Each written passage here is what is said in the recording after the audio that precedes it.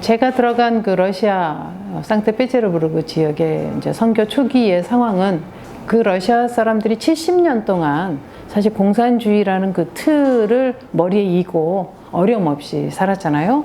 뭐 한 달에 한 번 월급 나오고 또 농장도 주고 이렇게 그 범위 내에서는 나름대로 이제 편안하게 살다가 그 체제가 붕괴되니까 사실 이분들이 머리 둘 곳을 잃었습니다. 물론 먹을 것도 없고 뭐 직장도 없어지고 힘든 것도 힘든 거지만 중요한 건 이 자기가 딛고 있던 땅이 흔들리게 된 거죠.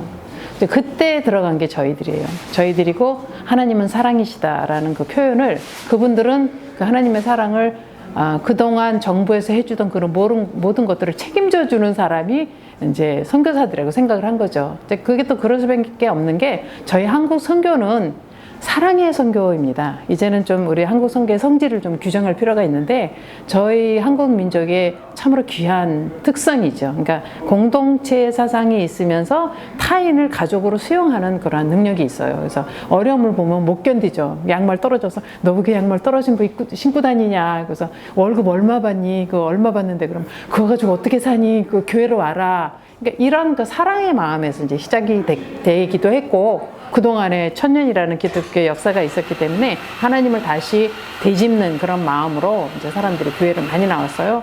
그러니까 저는 이제 카나다에서 들어오신 김재강 선교사님, 지금은 소천하셨습니다만 그 목사님하고 이제 협력 선교사로 저희 영락교에서 파송을 받았는데 그 목사님하고 함께 협력하던 교회에 성도가 700명 정도 모였었습니다. 그리고 제가 담당하던 어린이 예배만 해도 한 250명 정도가 됐었고요. 청년 예배 한 150명. 그리고 그때가 제가 병원 사역을 했는데 병원 교회를 한 22군데 정도 신학생들하고 같이 하고 사역 초기는 정말 굉장했죠. 근데 이제 문제는 한 1년 정도 제가 사역을 하고 나니까 제가 이제 유학생들하고 같이 이제 어린이 사역을 했는데 유학생들이 언어는 되는데 이 문화가 다르기 때문에 심령을 못 만지는 게 들어오더라고요. 그래서 조금 부족하지만 이제 뭐 방법도 좀 약하고 뭐 성경 대화 지식도 뭐 충만하진 않지만 신학생들로 이제 교체해서 이제 사역을 시작을 했죠. 근데 중요한 건 제가 그 문화를 느낀다라는 거죠. 이 문화가 이게 굉장히 참 그렇다. 이제 그렇게 생각을 하고 있었던 때에 하나님께서 저한테 이제 상대를 주신 거죠. 사실 그 상대도 뭐 연애를 하거나 그런 게 아니고 개혁 초기에 러시아 그 지식인들이 자살을 많이 했습니다. 그러니까 왜냐하면 자기가 기존적으로 가지고 있던 그 모든 것들이 무너져 내리니까 그 정체성이 이제 무너진 거죠. 예. 그래서 참 많이 자살하기도 하고 외국으로 많이 빠져나기도 하고 그랬는데 저희 남편도 일종의 이제 그런 케이스. 컴퓨터를 전공하고 항공대학을 나왔는데 이제 아마 중앙 컴퓨터 관리를 하는 일을 했었던 것 같아요. 근데 개혁이 되니까 러시아 컴퓨터보다는 싸고 질 좋은 미국 그 컴퓨터가 들어오니까 자기가 할 일이 이제 없어진 거죠. 그러니까 자기 존재감을 잃어버린 거예요. 그래서 상당히 심한 우울증으로 이제 약을 막 한 주먹씩 먹고 있었는데 하루는 꿈에 그 어떤 목소리가 자기를 데리고 그 전교의 신학교로 가더래요. 그러니까 신학교로 가서 이제 책이 있고 머리가 이렇게 긴 어떤 여자가 서 있는데 햇빛이 이렇게 들어오니까 얼굴은 안 보이고 근데 목소리가 그랬다는 거죠. 이 사람이 네 아내다. 이제 그런 소리를 듣고 그 다음날 치유가 된 거예요. 그러니까 그러고 나서 이제 그분도 선교사를 통해서 이제 원래 정교회 집안인데 그래서 이제 개신교 이제 신앙을 받아들이고 신학교에 와서 공부를 하던 사람인데 제가 이제 영성 훈련을 시켰거든요. PT 하는 거, 하나님 음성 듣는 거, 뭐 통독 뭐 이런 거 이제 그렇게 하다 보니까 저한테 이제 질문을 한 거죠. 왜냐하면 제가 교사로 뽑았으니까 교사 훈련 시키려고 저희 집에 데려오잖아요. 집에 데려오고 보니까 책이 이렇게 있고 머리가 이만큼 길고 그러니까 이제 질문을 한 거예요. 그래서 이제 질문을 하는데 제가 말씀드렸잖아요. 전 누가 뭐라 그러면 뭐 이렇게 당황하는 스타일이 아니라서 그런 건 뭐 기다 아니다 함부로 말할 게 아니고 그거는 이제 하나님께 기도를 해봐야 되는데 내가 관련돼 있으니까 같이 기도를 해보자. 그래서 한 달 동안 이제 기도를 하기로 했는데 이번엔 저한테 응답이 온 거죠.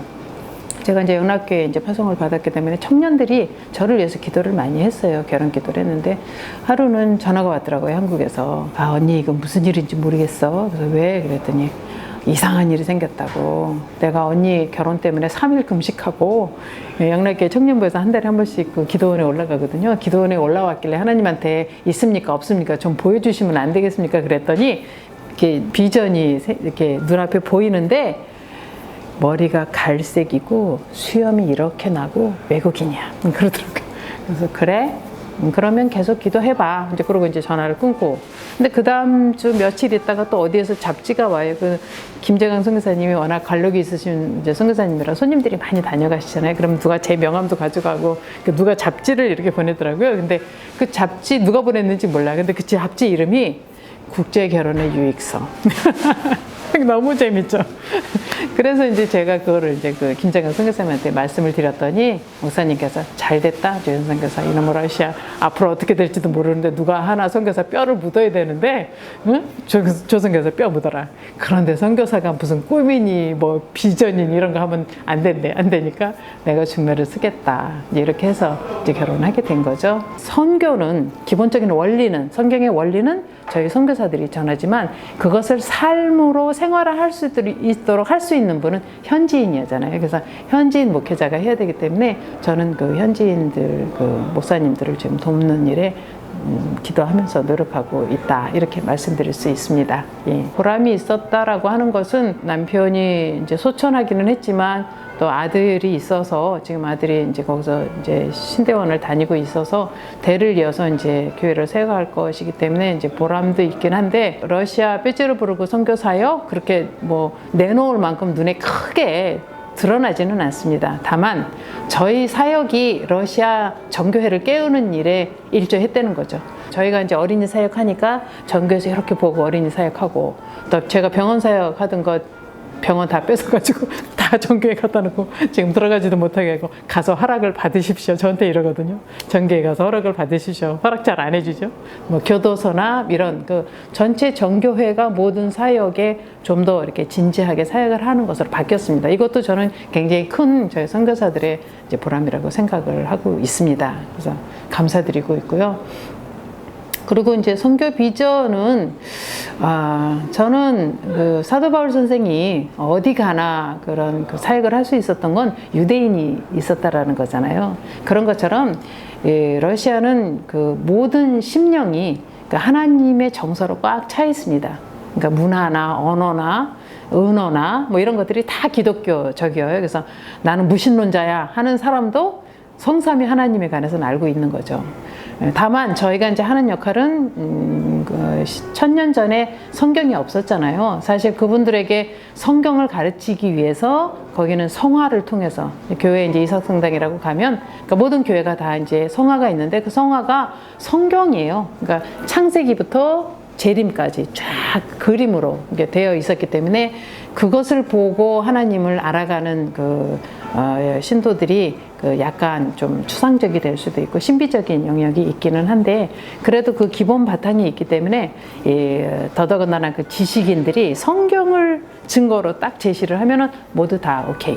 모두 다 받아들이고 수용하기 때문에 러시아는 무한하게 가능성이 있는 나라라고 저는 생각을 합니다. 그리고 남편이 실질적으로 또 저희 한국 그 장로교 선교회의 가장 큰 참 기쁨이라고 한다면 그분이 러시아 저희 삐지르부르크 지역에 모든 정교회 학자들이나 그 루터교나 침례교나 저희 집에서 한 5년 동안 미니 세미나를 한 달에 한 번씩 했거든요.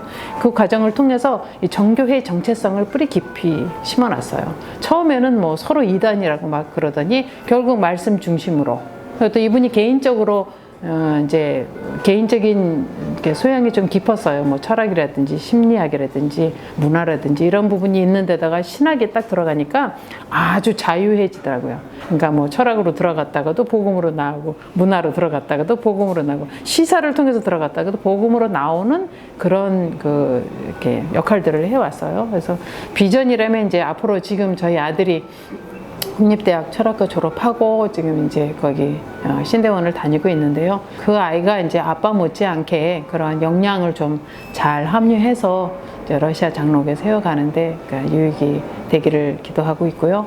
그리고 또 현지인 목회자들이 부족하지요. 저희 한국 선교사들 입장에서는 많이 부족합니다. 그러니까 그게 이론을 통해서 목회자가 됐고, 그리고 러시아는 전문적인 나라이기 때문에 이 통전적인 행위나 통전적인 사고를 잘 하지는 못합니다. 그러니까 하나를 전문적으로 잘 할지 이게 전체를 이렇게 통합하는 게 좀 약하잖아요.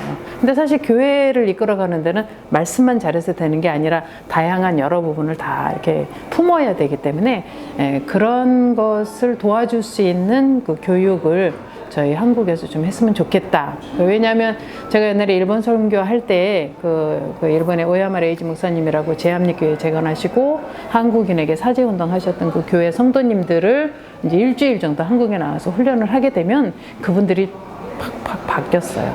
한국은 굉장히 좋은 나라입니다. 그러니까 단순히 선교사가 뭐 많이 나가서 이렇게 그것뿐만이 아니라 지금 이 내면에 가지고 있는 많은 그 영적인 그 경험이나 그 방법이나 이런 것들이 굉장히 많죠. 다만 이것을 그대로 수용할 수 없죠. 이제 그쪽 문화와 맞물려야 되니까.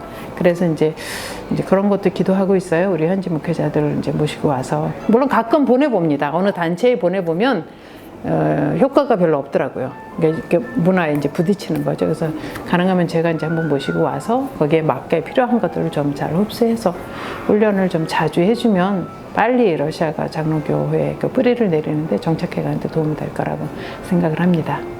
그래서 러시아는 무한히 가능성 있는 나라다라는 그런 신뢰를 가져주시길 부탁드리고요.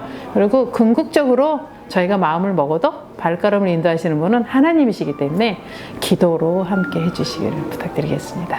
네, 감사합니다.